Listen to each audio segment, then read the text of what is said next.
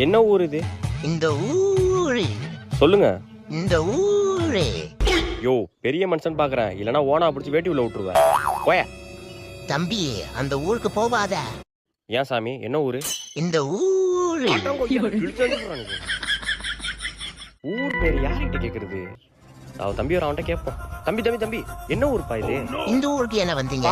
ஏன் தம்பி? போக போக உங்களுக்கே தெரியும். ஊரு பேர் என்ன? யோ ஆயோ. புரியல.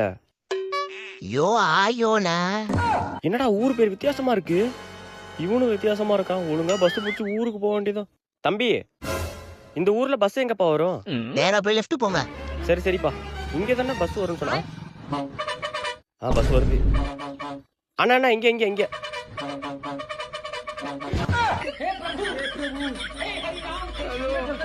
ஓடிடா டேய்.